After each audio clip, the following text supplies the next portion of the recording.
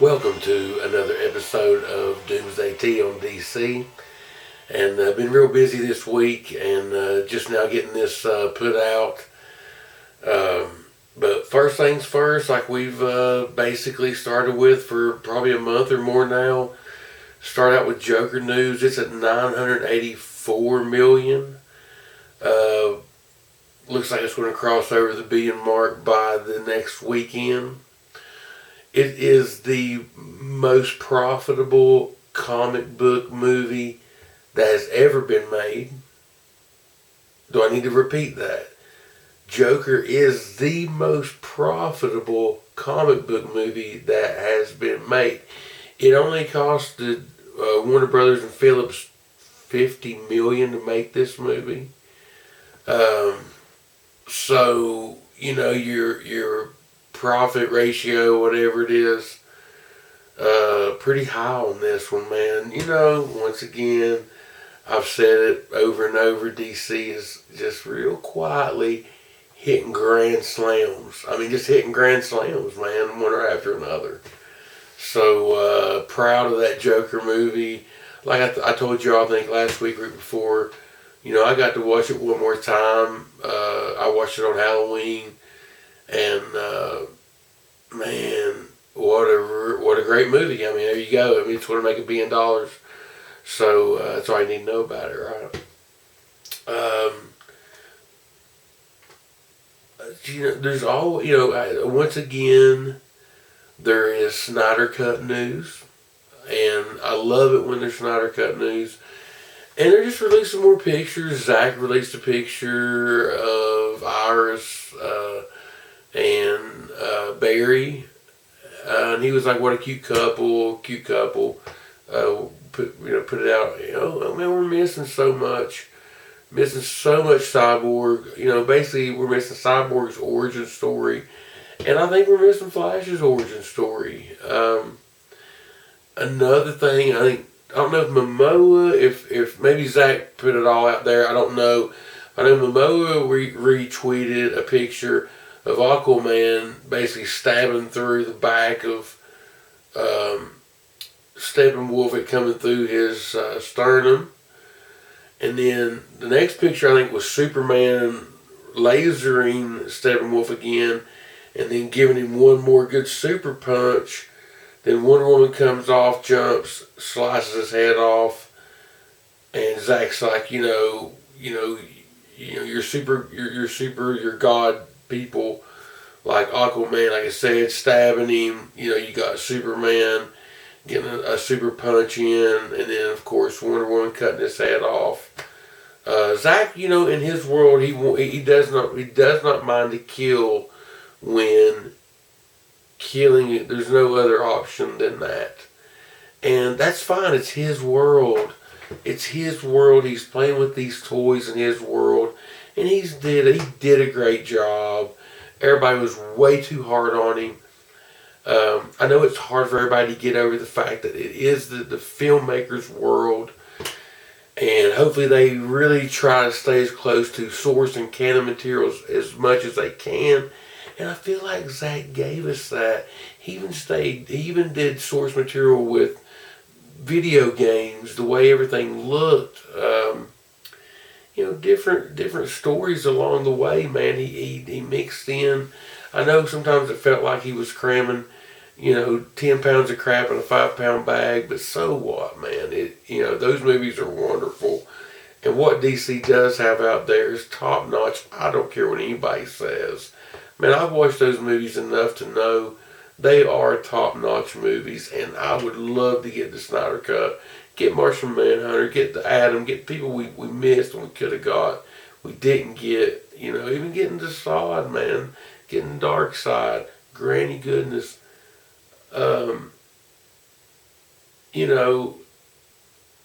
let Zach finish it. Give him one more, man. It would be okay. Or, I hate to even put this out there. Dang, I hate to put this out there. Because I'd love to write it for him. I don't know, maybe I shouldn't. But anyway. I have an idea that I just think, and I've kind of said it before in other episodes, but I have an epic idea of what they should do. But anyway, let's get that Snyder Cut out. There's too much talk, too much stuff. They're not going to let it go. Nobody's going to let it go. They're going to have to figure out a way to negotiate and, put it out on HBO Max. Please put it out on DVD. Honestly, man, I'm not real sure if you couldn't put it back out in the theater at this point and make a little bit of money. I'm not real sure. I mean, what if you turned around and you made your 700-800 million, whatever it was, on Justice League? What if you released that Snyder Cut and then all of a sudden, man, that movie makes $1 billion? Wow. And then what are you going to do? Let Zach do another one. Let's see. Let's see. Put it out. Put it out. Let's see. Okay, enough of that. But, it's going to be a short episode. There's not a lot of news. Casting, we had Colin Farrell as the Penguin. This guy's a great choice. I hope they go, man. I hope they pull a Burgess Meredith on him, man. And give him a nose, give him a little gut. If they don't, and he stays his size, that's fine. I understand it would be similar to the Gotham Penguin, and I guess this is all early on. But, man, give him a monocle, give him a filtered cigarette thingy. I don't know. I hope, we'll see what they do. Put him in some prosthetics, man, make him earn that money. Other news was Alfred, and it looks like they're going to go with Andy Serkis. Anyway, good choice on him. I like this choice, and he's not extreme. Like, I hate to use the word extremely old, but like he's a good age for this. He's old enough, and he's also physical enough to be able to do some things if he needs to. I like that. We don't have a real weakling Alfred. I like this guy. Like I said, this movie's shaping up to be wonderful. So that casting, the other rumor, and the other ones are confirmed, I believe. I'm not sure if Colin Farrell's confirmed as Penguin, but I don't know. I think him, like I said, Andy Serkis, I'm pretty sure he is confirmed. But Matthew McConaughey is Two-Face. That was the other thing that was put out there this week. All for that. Also, he can totally pull off Two-Face, both Harvey Dent and, Two-Face. I could see him, doing, like I said, either one or both or whatever. So, all these casting rumors, man, I hope it's right. The other thing is the rumor was the Black Adam movie, which we've been reporting this for a long time. The release date, 2021. There was a guy out there from, I think, Heroic Hollywood that teased that date. But also the other rumor that was out there this week on that movie, what they were going to call it, Black Adam versus Hawkman. I don't know. I don't know if they're going to keep with that, if that's just rumor. Maybe that's what they're calling it while they're filming it. Or they're getting ready to film it. And like I said last, we heard where they were going to film it in July of 2021. So there's a little bit of news on the Black Adam, and I'm glad. I want that. I don't want that to go away. The only thing that has gone away right this second that always worries me because it's gone away a bunch is Flash. I don't want that to go away. So let's hope that there is movement on that. Last thing I want to cover, and before we move on to these toys and wrap this whole episode up, is Stephen Amell. He posted on social media picture him in the Arrow suit, and he was like, it said that this was the last time that he was going to be wearing that suit. So, I mean, it's sad. It is. He was great. He was great for DC TV. He was great to have for a TV Arrow. I can't think of the guy's name right off. Was his name Jackson? But he was the guy on Sons of Anarchy, man, the main guy, man. He made a great Green Arrow. People post that as a fan casting all the time. Every time I see it, I'm just like, yeah, man, Jax from Sons of Anarchy. He's a great Green Arrow. I can't think of his name right off. But anyway, but that is going to wrap up the DC Extended Universe news portion of the show. And I've got a couple things I'm going to show you. I want to keep it simple this week. I'm going to save the special one for next week. So a little teaser. I fell for the, and I don't say I fell for it, but I fell for the constant barrage of advertisement that I get, I guess, on Facebook. A lot of times it's Walmart. And I don't buy, I guess I buy stuff from them, if I need like whatever deodorant, which that's not really true. I ordered the last box of it like a case because I couldn't find it anyway. Anyway, I fell for the Walmart advertisement for a remote control 1989 Batmobile. And here it is. It runs well. It does what it says it's going to do. It has the, you pull out the cord from the bottom for the charge. The only thing I didn't like about it that I must have just misread is I thought the lights worked on it. I don't know. Maybe I was just fooled by, they probably had something, but the lights are all painted on here. Nothing's going to light up. But it's got a little turbo boost. It works okay.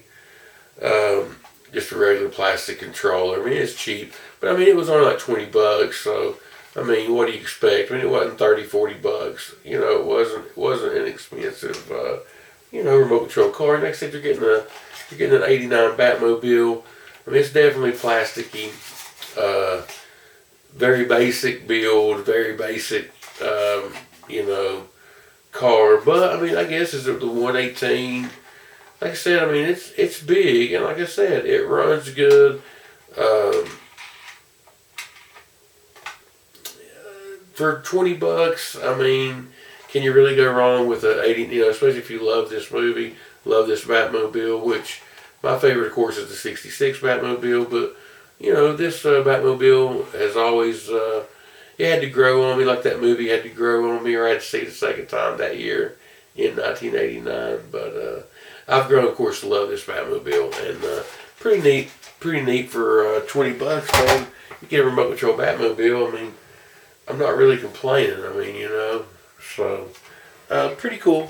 Like I said, it's your basic remote control car, but it runs pretty fast. It runs good. You can run it in the house. It's hard to control. That's, like I said, it's pretty quick. That's for sure. So. But that's going to wrap it up for this week on Doomsday T of DC. Like I said, listen, I've been going out of town. I've been working a lot. This is usually my slow time, and I'm lucky to get this out, I guess. But appreciate everybody watching each week. Like I said, it's a labor of love, man. I love my DC. Love the movies. Got Birds of Prey coming out in just a few months now. That's just getting closer and closer, man. Joker's still killing it, over a month after it was released. That movie's still killing it at the theaters. So you got a DC movie out there, it's killing it. Shoot, by the time it goes out from the theater, you're going to be 3 months away or 4 months away from Birds of Prey coming out. So, like I said, we got that to look forward to. The last trailer I saw on that made me a little more hyped up for it. So, like I said, you got to remember what it is. It's comedy. It's, it's all about Harlequin. It's going to be a little crazy, a little goofy, a little kooky. And probably altogether spooky for a lot of DC people. But, I hope it entertains me and I can get something out of it. Please just put the black mask on, Ewan McGregor. At least a little bit. Okay. Past that, of course, like I said, it's the year of the woman with DC. Should have had it 20 years ago, but we'll take it now in 2020. And of course, that's a Wonder Woman 84. And there'll be a lot to report on in 2020 because, like I said, you've got a lot of things shooting in 2020. Well, actually, Suicide Squad 2, or whatever you want to call it, the Suicide Squad, it has been shooting for over a month now. So they're shooting it, and we didn't know that Robbie had flew wherever they were, Hawaii, wherever they were filming that. So, she's part of that. She's going to be in a lot of upcoming DC movies. That's fine. A lot of Gotham stuff. So, Batman will be shooting next year. And, like I said, Black Adam should be shooting next year also. So, a lot to look forward to, as always. And I do appreciate this every 6 month rotation DC has. Keep that up. That's at minimum, keep that up though. That is sweet. So, alright, again, once again, y'all be good at it. And we will see you next week. See ya.